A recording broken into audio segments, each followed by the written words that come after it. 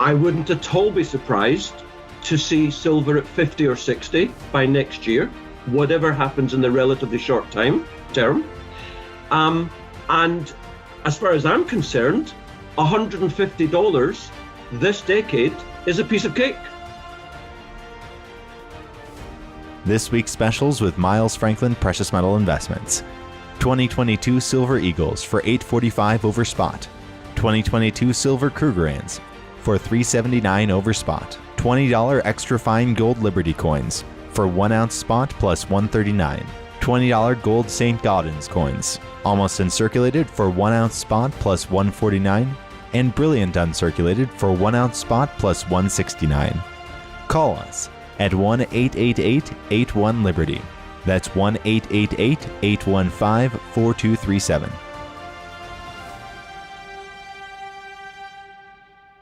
Hey everyone, this is Elijah K. Johnson with Liberty&Finance, and back with us today is Jonathan Davis, wealth advisor and economist. Jonathan, thank you so much for joining us today. My great pleasure, Elijah. Thanks for having me. It's great to have you. And one of the things I really wanted to touch on is it seems to be very bearish situation for the NASDAQ. It's down 15% this year. And actually, if you look at NASDAQ focused stock market timers, they are more bearish on the NASDAQ right now than in March 2020, which was the bottom of the stock market. So your perspective on what we're seeing right now? I go a lot with extremes in sentiment, whether bullish or bearish. I think it's absolutely remarkable that after a normal common or garden 15% correction, after, remember, a 150% rally from the 23rd of March 2020, that sentiment is, as you say, we've seen it in Hulbert.com readings, sentiment is as bad as the lows in March of 2020. Well, that is absolutely ridiculous. Look, don't the bears realize that the FOMC are meeting in 2 days' time? Today's Monday, the 24th of January. And this to me is Wall Street telling the Fed to get their act together and boost the stock market. The idea that the Fed are about to hike 4 times and move from quantitative easing to quantitative tightening is naive and imbecilic. It's not going to happen. This is an absolutely phenomenal buying opportunity on a medium to long-term basis, as well as short-term as it happens. So do you see a rebound then in the stock market if the Fed reverses? If the Fed Reserve reverses, I think it's almost a certainty. Yes, the bull market is still with us. As I say, 150% up in 22 months, a 15% correction. It's neither here nor there. The bull market is still with us. So, as I've said, this is a great buying opportunity. Definitely. And are there any specific sectors? Because I know with the NASDAQ, it's mainly technology, and we're seeing a huge pullback there. But in the general stock market, do you see any other sectors that you think are a buying opportunity at this moment? There's 2 points I want to make to that. I'm particularly focused within the NASDAQ on the NASDAQ 100, which is the top 100, Apple, Amazon, Microsoft, etc. The mega players, in other words. Because it just seems to me that that's where money is generally flowing to.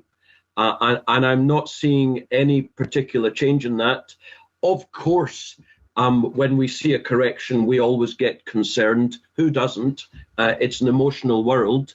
But I still see generally funds flowing to the big caps rather than the other few hundred in the NASDAQ. As to specific sectors, well, there's clearly a multi-year rotation going on towards the unloved areas, and in particular, it's energy. I remember seeing about a year ago or so a chart which showed that commodities, although it might have been energy, but neither here nor there, they all move similarly. Commodities or energy, as a proportion of the S&P 500, was the smallest proportion since Pearl Harbor. It was only a matter of time before this would reverse. And we've been in a major rotation since indeed the first half of 2020. And it's small steps, but we've seen energy go from 2% to 3%. Well, I see no reason why by the end of this decade, it shouldn't be 10%. So there's massive opportunity, multi-year opportunity in a mega bull market in energy stocks. That doesn't mean that the wider market is going to fall. It just means that energy will take a bigger space. You've mentioned how energy is everything, right? And it's going to impact people's standards of living if the energy costs rise significantly. So your perspective on that, how this is going to be impacting the average person? It's the biggest change in decades. Since the 1970s or early 1980s, depending where you are in the world, we have seen decade after decade of falling annual rates of inflation. And because of technology and logistics and China and Amazon, we've actually seen the cost of living in effect fall for the bulk of folk in relation to incomes. Well, the party's over. We've had decades of that. The rising inflation has been building for a few years, since about 2016 or 2017, but it finally had its Apollo 11 liftoff in March and April of 2020. The stock market had an Apollo 11 liftoff. Oil and commodities have had an Apollo 11 liftoff. Just to put some meat in the bones regarding oil, it went in the futures to minus $35 for a short period of time in April of 2020. It's now about $85. So whatever way you look at it, it's gone up at least 300% in under 2 years. It's the biggest input to the inflation indices. And as you inferred earlier, oil is used in everything, in logistics, in getting food into the shops, in polyesters and chemicals and plastics. We so need oil, and we're not going to get away from oil for decades, and probably 50 years as a minimum. And there's more demand for oil than there has been supply in the last 10 years. The ESG merchants have basically told Exxon, Chevron, BP, Shell, etc., to stop looking for oil. So there is a massive deficit.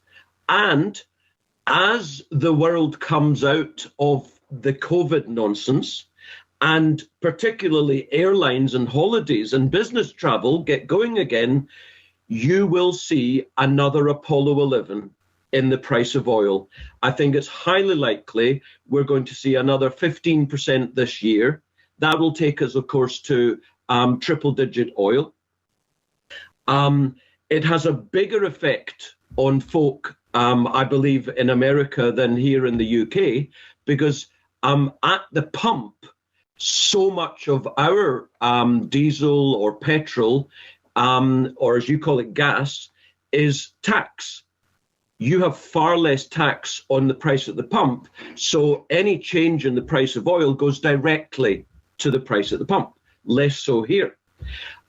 We, however, have seen, I think at the last count, 16 home energy companies go bust in the UK because they were buying at X, and selling at Y. So of course their business model didn't. We've seen home energy costs go up 30% in the last year and a half.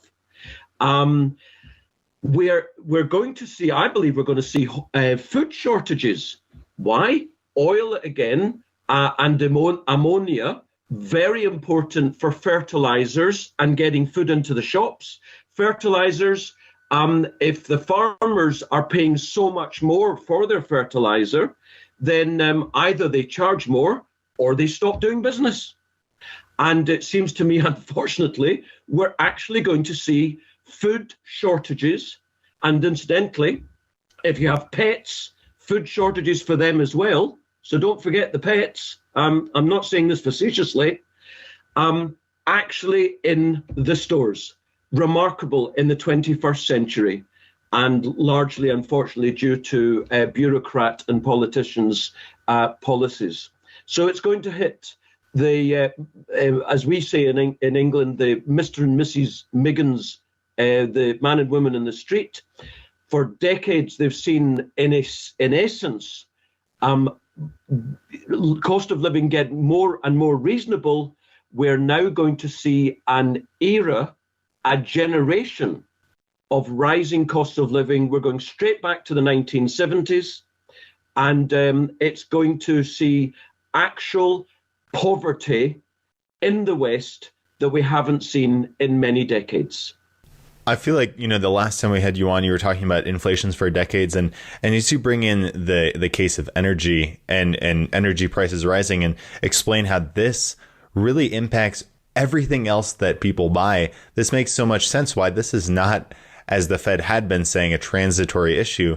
Since the last time we had you on, the government came out with new inflation numbers, even higher, 7%. Even if the Fed, which it doesn't seem like you're saying it will, tapers and raises interest rates, is like energy prices. If energy prices increase, we're going to be seeing inflation in everything. Two points again. One, I'm not saying that the US central bank won't raise interest rates. I am saying the idea that they're going to raise 4 heading into a multi-month economic slowdown, which is, I believe, is what we're seeing, well, that's just ridiculous. I will say that developed world central banks will keep their, whether it's the repo rate or the base rate, whatever you want to call it, the deposit rate, far lower than inflation for many, many years, if not decades, and this will actually fuel inflation. And secondly, there was another point I was going to make, which has now gone out of my head, to do with what you said there. Yes, indeed, I get it now. Inflation for the short term has probably actually peaked in December or January. As I say, I think we're going into a multi-month slowdown. That doesn't mean that the cost of oil is going to fall. No, I just think because the inflation rate is on a calendar year or on a 12-month rolling basis, they're going to take out the big move in oil that we saw more than 12 months ago. So that will, by simple arithmetic, that will reduce the inflation rate, but the cost of living will continue rising. Definitely. And one way to hedge against this is obviously precious metals. And I know that even though we have seen a little bit of an increase in precious metals, last week, you're still not necessarily bullish at this point. I know last time we talked, you were saying around the $1,950 level, you'd be bullish, or if we went down to $1,700, you'd be looking for it to go much lower. So your perspective, where we are right now in the both gold and silver markets? Well, first of all, it's interesting that you say, obviously, if we get inflation, we should invest in gold or words to that effect. I don't think there's anything obvious about that at all, Elijah. Gold has done well in the past with inflation and has done well in the past with deflation. Gold has also done badly with inflation and has also done badly with deflation. So there's nothing at all cut and dried about inflation, gold, not at all. and your viewers need to get that. Everyone will no doubt know that gold peaked with an all-time high in August of 2020 at just under $2,100 an ounce.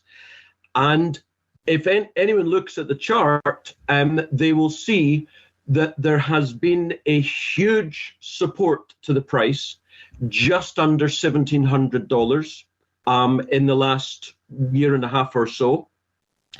And we're currently, 1,800 to 1,850. Short term, 1,800 has also been pivotal. Above 1,800, and we can be mildly bullish. Below 1,800, we've got to be mildly bearish. Now, just to clarify about my levels, I have rejigged them ever so slightly. 1880 was, I think, an intermediate high in November of last year. And if we get above 1880, which is slightly lower than the figure I gave a few months ago, if we get above 1880, then yes, I will dip my toe in to juniors and probably silver. If indeed we go sub 1750, I'll probably dip my toe in. So I'm agnostic. I don't care if the thing goes up or it goes down $100, because I will buy in either case. Because on a medium to long-term view, I'm talking about 3, 4, 5, 6 years, I see gold and silver in a mega bull market. But we have to break out of certain levels first. So 1880 to the high side, and if we go above 1925, which was the summer of 2021 high, then I'll buy a lot more. Similarly, if we go down sub 1750, I'll buy some. If we go way down 1600, I'll buy a lot more. Because ultimately the end game will be the same for me. I've been in this market. I came out of it. I want to go back in because I see the medium to long term, but I'm quite comfortable until we see these levels being out. And do you have any price targets then, or price points for silver in a similar way?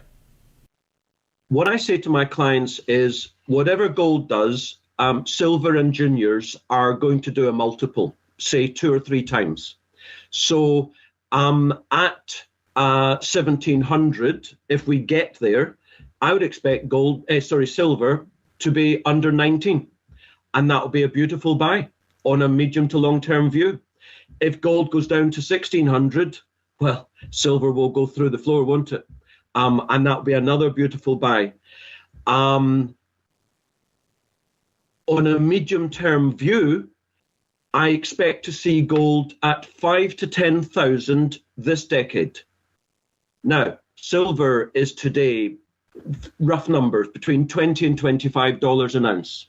The exact is immaterial. I wouldn't at all be surprised to see silver at 50 or 60 by next year, whatever happens in the relatively short term. And as far as I'm concerned, $150 this decade is a piece of cake. It could be 250. It could be 400. So that's my medium to long-term view. And can you share with our viewers, because I think you made a really interesting point a bit earlier when you mentioned how there's not necessarily a connection between inflation and the price of precious metals. Well, people just need to look at the data, and they will see that there is no direct correlation between inflation or deflation to gold. The closest thing that I can see that has a meaningful correlation to gold and indicating where gold is going to go is real interest rates. So the difference between the Fed rate or the 10-year TNX, US Treasury rate, less inflation.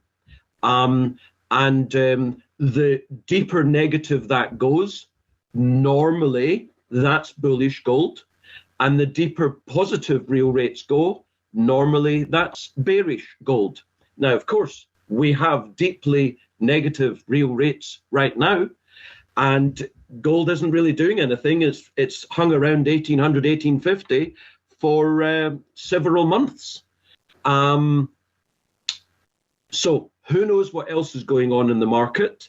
I'm just saying that the closest correlation I've been able to find to indicating where gold is going to go is real interest rates. Doesn't mean that it's right all the time. Any of our viewers can check out your website. If they're interested in learning more about all of the things that we've talked about today, can you share with the viewers where they can find you and any last thoughts you'd like to add?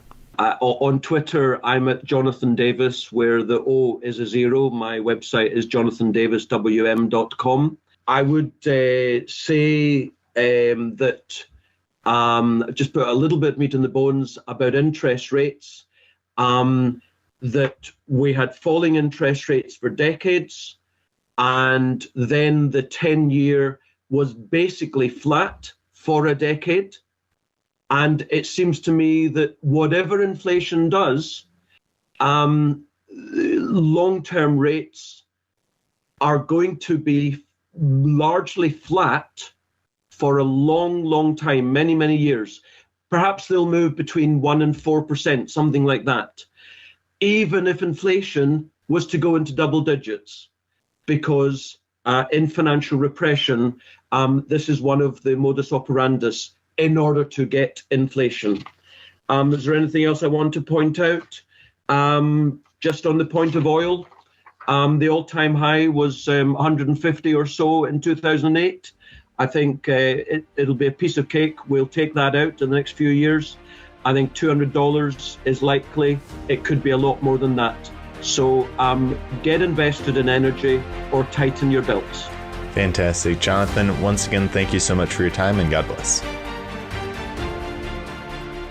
This is Dunnigan Kaiser, founder of Liberty&Finance. I'm now a licensed gold and silver broker for Miles Franklin. Call me directly for the physical gold and silver that you need at the best price with personalized private service from one of the oldest and best companies in the business. 31 years strong, A+ rated by the Better Business Bureau, 0 complaints, licensed and bonded. For physical delivery, vault storage, or precious metals IRAs, excellent prices, privacy, and confidentiality. Pay by check, money order, ACH, bank wire, or Bitcoin. Satisfaction guaranteed. For fastest service, just call 1-888-81-LIBERTY. That's 888-81-LIBERTY. And either I or one of my sons and fellow brokers will call you back as soon as we can and understand your needs.